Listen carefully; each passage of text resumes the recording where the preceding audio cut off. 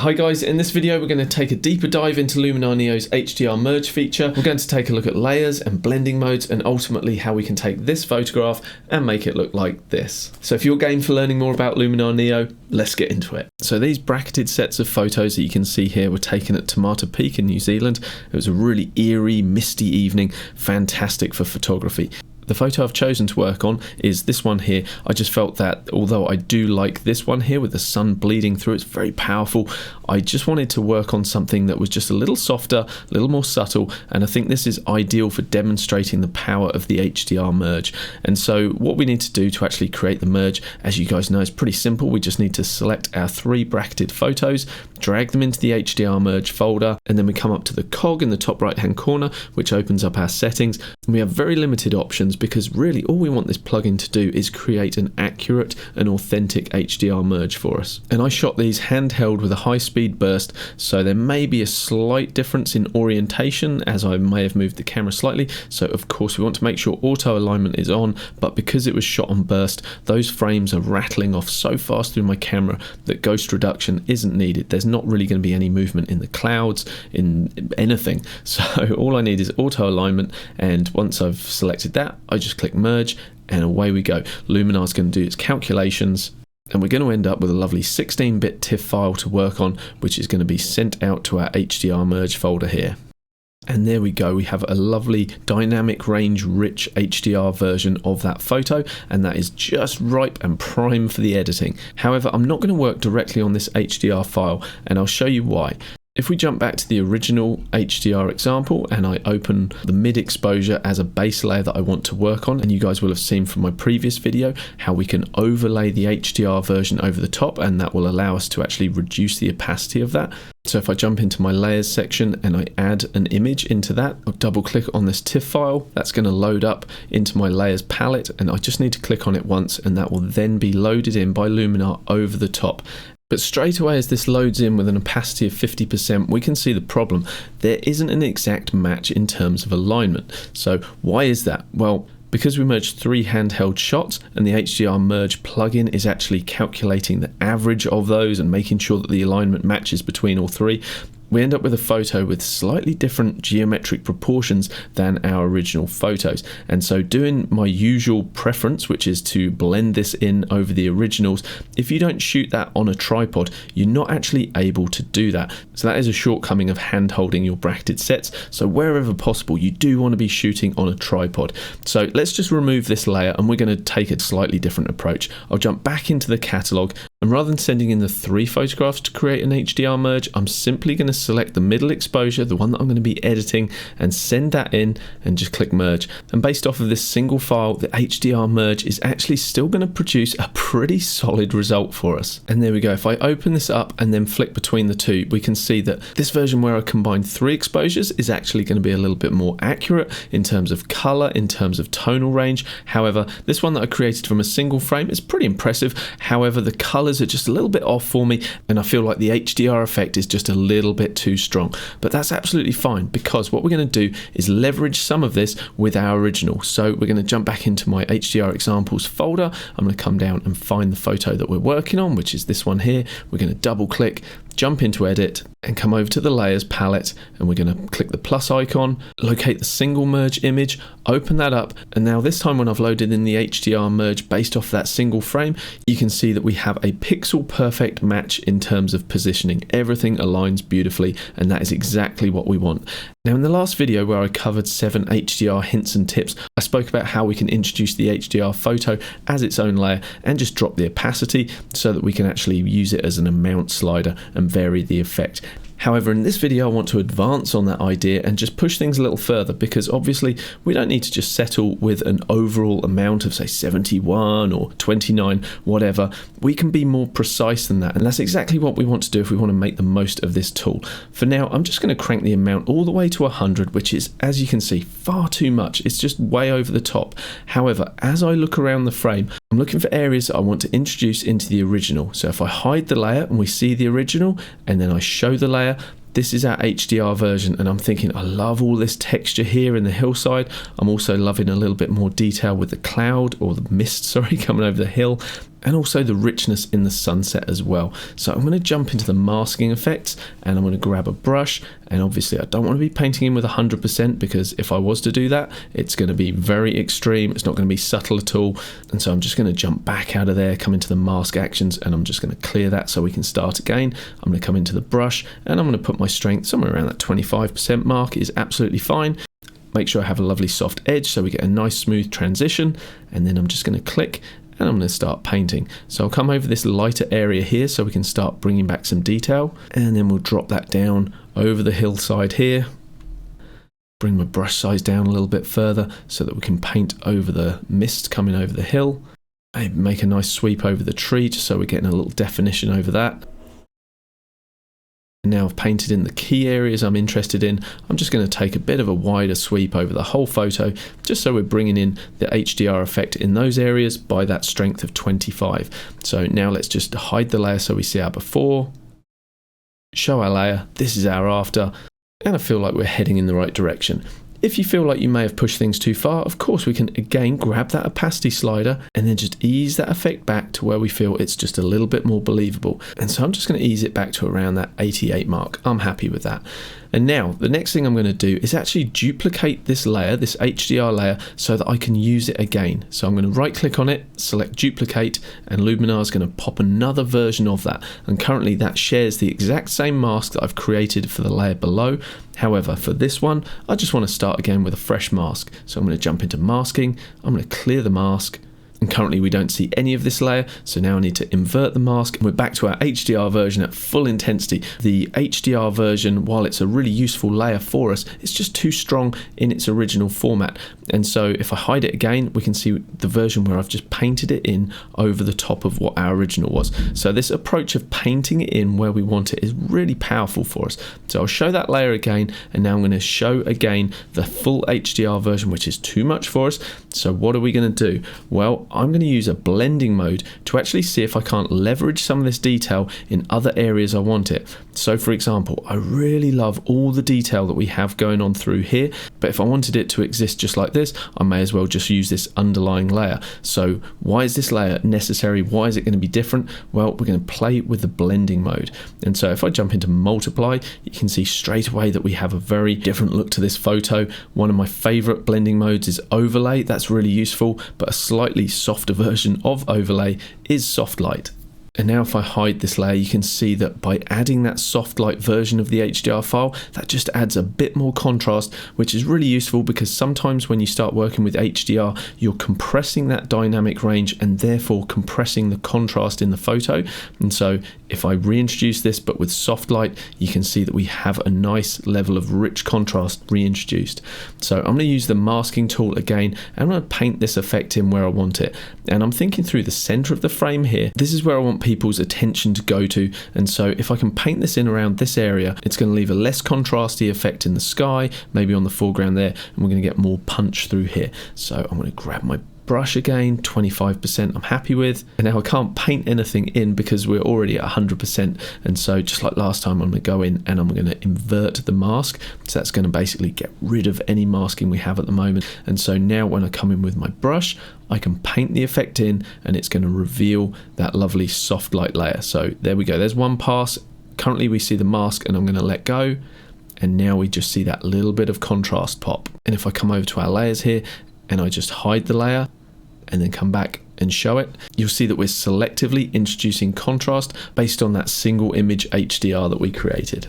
To help bring more contrast between the very bright area where the sun was setting here and the higher part in the sky, I'm actually wanting to darken this down, and we can use that same approach of duplicating the layer. However, this time I don't want to do it with the HDR layer just because there's a lot of local contrast going on, there's a lot of detail in the cloud. I don't really want to draw attention to that, so I'm actually going to use my underlying original layer. I'm going to duplicate that, and now I'm going to grab it and bring it up to the top of the stack here just by clicking and holding, dragging up, and now releasing. That puts that right at the very top. So we don't see any of the three layers underneath at the moment. We fully see the original layer at the top of the stack because our opacity is set to 100. And so by varying that and bringing it down, we get to see the three underlying layers when I've dropped that to 0. But if I bring that back up, we just see that top layer. However, what do we want to do here? We want to utilize this top layer, but I want to utilize it for darkening the top of the sky sky. What's going to do that? Multiply.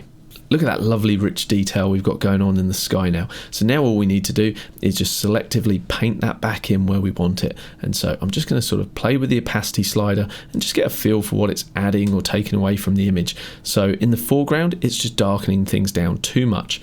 But in the sky, it's creating a lovely sense of richness. And so I'm going to jump into the mask section here. And for this one, I think I'm going to actually leverage the mask AI. So I'm going to use that to calculate my scene. From there, I'm going to be able to just click on the sky and it's going to automatically mask the sky for me. So let's come over and click sky. And while by no means is this a perfect mask, it's got us in a pretty close place. It's quicker than brushing in ourselves. However, what I want to do is smooth out the transition between the horizon line and the tree and the sky. And so I'm just going to do that with a brush again. This time we're setting to erase because we want to remove this masking effect. And so I'm just going to click and draw across the horizon line. And I'm just going to do that a couple of times until I've created a nice smooth transition into the sky. And I feel like the top right is just getting a little too dark on us. And so I'm just going to use my erase tool again, just to take away some of the percentage of that effect up there. Okay, let's take this opportunity to have a quick look at our before and after. So I'm just pressing the / key on my keyboard to see our before and releasing it to see our after. So here's our before, here's our after. As always, if you don't have Luminar NEO yet, I do have a link in the description below with a discount code @NEO. So you're welcome to use that. Helps you out, also helps me out with my channel because I get a small commission from that. So it just helps me keep creating this free content. Also in the description is a link to whatever the best deal is for the HDR Merge plugin at the moment, which is an optional extra. It's not included in Luminar NEO, but if you like the look of that as well, that's where you can get it. So back to it. The next thing I'd like to do is draw our viewers' attention more into this really interesting scenery and landscape through here. And one of the best ways to actually draw attention is to brighten an area up and also to add contrast. And of course, in terms of adding contrast, our HDR layer was perfect for that. And so again, I'm going to select the HDR layer and I'm just going to duplicate that. Now I'm going to grab it and drag it to the top. We're set at 88% from earlier. I'm just going to push that all the way to 100, and it's also set to soft light from before as well. In terms of brightening, screen certainly brightens things up. If I feel like I'm losing a little bit of that interest in terms of contrast, I can come in and use Luminar NEO's other tools specifically on this layer to get it to interact the way I want it to. And so I want to add contrast back into this area here. So let me grab the smart contrast slider and just see how that performs. Not too bad. What if I actually bring the shadows down so that we're not bleaching out the whole area, but adding even more contrast? What about the blacks? We could bring that down as well. And then I'll just toggle my eyeball tool here on what changes I've just made there. And don't forget, I'm not assessing the whole photograph when I'm making these changes. The only area that's really concerning me is this amazing bit of hillside through here. So I'm going to zoom back out, and now I'm going to just jump back into my layer properties, which is going to allow me to mask this in where I want it. Of course, I could brush this in again, but just to keep showing you guys different techniques, this time I'm actually going to use the Radial Gradient, and I'm just going to bring that out. And currently the mask is the opposite way round to what I would want. So I'm going to click invert, and now by grabbing these handle points, I can actually reshape this effect. And so I can drag this more closely over the area I want to affect. Let's go with something like that, jump out of the Radial Gradient and pop. There you go. We've added that extra level of contrast and interest through those hills. And if I feel like it's too much, like I do on the left-hand side here, we can just jump back into the brush, use the erase version, maybe pop the strength just a little higher. And when I click, you can see our radial mask again. And this time I can just remove it a little bit from there. So we could be happy just to leave that edit there. However, for me, what I like to do is actually use this as a base. So I'm effectively taking my favorite bits from differently exposed photos, or in this case, just a base photo and the HDR merged photo, and combining different elements from that, changing the blend mode, darkening down some areas, adding more contrast to others. And I'm literally creating myself a foundation onto which to build a more creative edit. So what we need to do now to unlock Luminar NEO's editing potential again is effectively crush that down into one file rather than individual layers, and currently there's no way to actually merge those layers into one, which is a bit of a shame, but hopefully, who knows, by the time you're watching this they've already sorted that out and there's a button to do it. But for now we have a workaround. Let me show you that, and then we'll get into a more creative edit to finish this off. So all I'm going to do is in my catalog just select the photo, going to come to right click, and we're going to export. When my intention is to carry on editing the file, I want to make sure that I'm working on a nice high quality image, and so I like to choose choose the TIFF format, I want to make sure that rather than using the sRGB, which is a limited color space, I like to work in either Adobe RGB or ProPhoto. Adobe RGB will suffice, and we want to be in a 16-bit depth rather than 8-bit. And now I'm going to click export, and Luminar is going to create a new photo for me based on what we see here in this thumbnail, which is effectively those 5 layers we were working on merged into one. So if I jump into my HDR temp folder here, there we go, we have our file to work on. And if I jump into the edit section, you will see that we no longer have multiple layers, we simply have one layer. So any change we make, so for example boosting the exposure, that is now affecting the image as a whole. And at this stage of my editing, that is exactly what I want. Currently I feel like we have a colour palette which is kind of all over the spectrum. It's not very homogeneous. We've got oranges, reds, blues, greens, we've got the whole lot going on. So what I'd like to actually do is bring the colour scheme closer together so we have just a little bit more harmony. So one thing I'd like to do is actually kill some of this green. I like the orange, I like the blue. Let's try and keep our colour palette based around those. So if we open up the colour section here, obviously we have the option just to grab the colour temperature and start playing with that. And that might be a nice option just to kickstart us because it is sunset. So maybe we'll just warm things up just ever so slightly. Maybe even push the tint up a little bit.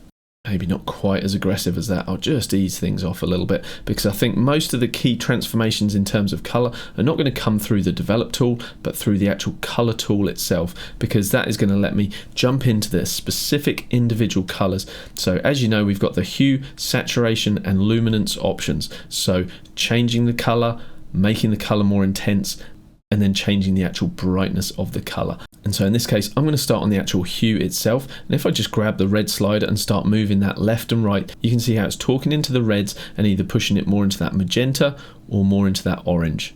And so I'll push the reds just a little bit more into the orange. I'll grab the orange slider and move that around. And it's normally a good idea just to get a sense of what's possible with these color shifts. Just push them all the way, and it will really help you see clearly as well exactly which colors are being affected by each slider. So I'll push the oranges more towards the reds. I'll grab the yellows and push those more towards the oranges. Let's grab the green slider and push that all the way over, and that's really going to push that into the yellow. Absolutely, I might be going a little bit too far with these sliders. Sometimes the sliders are quite subtle, like the purple here, it's hardly doing anything. But if you look up in the cloud around this area here, and I grab that slider, you'll see that it is actually making a change. You don't have to change these sliders, obviously. These are the key ones around those greens that I wanted to shift, but absolutely you can. And of course you have the overall hue shift, but in this case, I'm not sure that I need to do anything with that. I don't know, maybe we will go a little bit into the negative territory. I quite like that. All right, let's use our eyeball tool to see our before and our after, and you can see that the main areas that are changing are the hillside, killing out that green, and also the cloud here that was much more yellow, I've turned that more orange. So here's our before, here's our after. We've got a much more unified color palette. Sometimes when you push your files really far, you'll find that you do actually start to accentuate noise, and that's absolutely what's happened here, which is a real shame, but that's okay. We can jump into the denoise tool here, and we're just going to grab the luminosity denoise slider. In fact, I'm going to push it all the way to 100, and you can see how Luminar is trying to smooth out that noise. Obviously, I don't want to take it that far. It looks a little unrealistic. Yep, 41, I'm pretty happy with that. So here's our before, pretty noisy. Here's our after, much cleaner. Okay, I'm happy with that. Let's jump into the details section as well, because I always like to add a little bit of sharpening. Maybe not that much. In this case, a little goes a long way. And of course, we've got access to the small and the medium and the large details. But to be honest, when you're using those, they can make a mess of your picture pretty quickly. So I'm just going to double click them, and just like any tool, when you double click on the actual bullet point slider, you double click it, it's going to reset it. Because there's quite a lot of fine detail in the grasses around here, what I may actually do is actually just jump into the edits, revisit this tool, and I think I will just introduce a little bit of detail through these tools, but I don't want to go too far. As I say, you can destroy your picture pretty quickly. However, just a small amount of that, yep, a little goes a long way. Okay, I'm going to jump back into my tools, and let's jump into the landscape section here and just see what these sliders can do for us. I have no idea, for example, what cranking the dehaze slider up is going to do for us, but that's what I'd recommend you guys do. is just grab the sliders and push them up and just see whether you like the effect. You don't have to apply it at 100%, but push it all that way, easy to see what's going on, and then you can say, yeah, I don't mind it. Maybe I'll put in about 9, 10, something like that. What about the golden hour slider? Surely that's going to help us on a beautiful sunset like this. Yeah, why not? 100%? Well, never on your life, Nelly. But what about if we put it, I don't know, somewhere around that 13 mark? Let's have a little toggle of our before and our after. Nice. Foliage enhancer? Absolutely not. I don't want to reintroduce the green that I worked so hard to remove, so I'm going to take that back down to 0. Now for me, the most interesting elements of this photo visually exist in 3 key areas. We've got the focus point of the tree here, I love that, and then the mist leads us down into the valley here where we've got some beautiful interest with all this rugged landscape, and then of course this area of the sky here where we've got the sunset. Everything else is nice, but it's just complementing these key players in the photo. So what I'd like to do is actually use the Vignette tool to darken everything else down, further drawing our viewer's eye to this area. So I'm just going to crank the amount all the way to -100, very aggressive, but we can see exactly what's going on like that. And that way, as we make these changes here to our roundness setting, our feathering that I would always recommend we push pretty high so we get a nice soft transition, much more believable. And how about the inner light? Do we want to brighten things up in the middle? Maybe we do. Currently our vignette is pinpointed bang in the middle of our photo, but one of the great things with Luminar NEO's Vignette tool is we don't have to settle with that. We can click the Choose Subject button, and then as you click around your photo, you can say to Luminar, hey, this is the part I want people to look at. This is the important bit of my photo. So we could select somewhere around here, and now we're happy with that positioning. We can grab the amount slider and just play with that until we get it to a point we're happy. And if I double click to reset it, you can see just how bright the extremities of the photo are. And it's easy for our eye and therefore our viewer's eye just to glance off the edge of the frame. We don't want that. The darkening of the vignette is just going to help hold our viewer's attention more in the area we want them to look at, here in the center of the frame. And we don't need to go super heavy-handed with this like we set it up. That was purely just to see how these different sliders affect the result, and then we just tease it in to the amount we want. I don't know, maybe -50, something like that. Let's see our before and our after, before and after, nice and subtle, but it does help. Okay, I'm going to close that down and jump into the Relight section. Now, I don't know what this is going to look like, but I'm thinking if I push this up, yeah, we're going to brighten up the detail here, which could be interesting. Obviously, I don't want to push it all that way, but let's just have a little bit of this. If I go back to 0, there's not much going on down here in the foreground, but as I start to bring that up, this just starts to come to life a little bit. So here's our before, here's our after, not much in it, but let's go for it. In a photo like this, I really think a softening effect is going to go a long way. It's a nice dreamy looking photo. So how about we try and push that further? I normally go for the mystical. You guys know that's my favourite. I love grabbing that, pushing that all the way and going, ooh, beautiful. And then just easing it back. You know what? It's my photo. I can do what I like. I'm going to go for mystical. Don't care that I use it a lot. I like it. So here's our before. Here is our after. It just softens that up nicely. And what about if we add a glow? This is where I was going to go. I was going to jump into the glow section, grab the soft focus, and just see what that was doing for us. Again, it's just a little bit too much in my opinion. Maybe if we go to just the normal glow, push that to 100, we can jump into the advanced settings, because at the moment we're just bleaching out all the color, and that's where we can grab that warmth slider and just tease back in that lovely rich golden sunset look. So now if we look at our before and our after, it's pretty heavy-handed and gross, but you can see what it's doing. Like I always recommend you do, just push that amount all the way. You're not going to do any harm to your photo, and you can always then grab that slider and tease it into the amount you want. So I'm just going to go somewhere around that sort of 14 mark. Here's our before, here's our after. Okay, let's close that down. Currently I feel like our contrast and our color saturation are getting away on us just a little bit. So I want to see if I can control it and just treat this photo with just a little bit more subtlety. I feel like I've gone at it a little bit with a sledgehammer at the moment. So I just want to sort of tease it back just a little bit, give it a bit more of a softer feel. And so first of all, I'm going to jump into the color section. And I think just by reducing the color saturation, I feel like we're going to get a bit more of a tender image. Look, if I take that all the way so we can see a black and white, push it all the way back to where it was, I just feel like that's too much. And so let's just ease that back a little bit, somewhere around that sort of -24. Let's see, before. You may prefer the more saturated look, but for what I'm going for, I prefer this. Let's close that down. Now I'm going to jump into the develop section and I'm going to have a little play around with curves, because one of my favorite things to do when our contrast is getting pretty heavy and the blacks are getting very, very dark and away on us is actually just to grab the bottom left hand point, which, as you know, as I move this around, this is actually controlling the black point in our photo. I like to grab the black point and just start lifting it up, and if I push it quite extreme, you can actually see that we're bleaching out our photo. Effectively, we're grabbing the black point and lifting those blacks so that they're no longer a pure black, they're more of a deep grey. But as you can see, our contrast has also been reduced. So what we can also do is reintroduce contrast by bringing down this point here and bringing up a point higher up. So that classic S-curve can reintroduce contrast whilst keeping our black point lifted. And that just helps to create a softer look. Maybe that's just a little bit too dark, so let's bring it back up a little bit.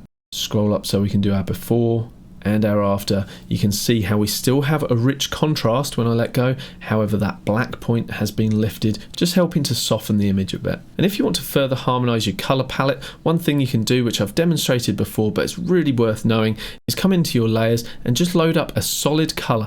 You can get a solid color from anywhere, just download one from online. So watch this, I'm going to load this up. Now I'm going to click fill, and what we can do is come down and we can actually change the blending mode. So if I change that to multiply, we're going to get a very strong color wash over the top. But for the best effect, the blending mode I would recommend is changing it to soft light. So look at this, if I take away the opacity, so this is our before, and I crank it up all the way to 100, you can see that we're effectively colorizing the photo. I don't want the effect that strong, but I'm going to leave it there for demonstration purposes because it's going to be easier to see the point I want to make here. So as I said, it really doesn't matter what color you load in because you have ultimate control over the color through the color tool inside Luminar NEO. And what you want to do is come down to the Hue Shift and watch this. As I start moving this, it's actually going to be changing the color of the layer that we've introduced. So now we have a bluey look. We're going in towards more of a cyan. If I come this way, we're going to introduce more green. And so it's totally up to you the look you want. We could go for a more orangey look. I think I'm going to go for this nice rich blue here. And if it's oversaturated, again, you can grab the saturation slider and pull it down, push it up. It's entirely up to you. If the color that you've introduced is slightly on the darker side, you can also jump into your develop section and grab the exposure, brighten it to wash it out that way, or even make it darker. It's entirely up to you. You have so much control with this technique. Now as I flip back to the merge TIFF that we started working on here by pressing my / key, it's really evident just how all over the place our color palette is. You know, we've got those yellows, greens, oranges, blue, the whole lot going on as I go back to what we've created here. And I get it, the blue and orange scheme that I've pushed this towards might not be your thing, but that's irrelevant, it's not the point. The point is the concept of consolidating your colour palette into something that's more visually appealing, something that's more harmonised. So now it's time for my absolute favourite bit. Let's look at our original file, where we came from, and now let's see our finished image. Here's our before, here's our after.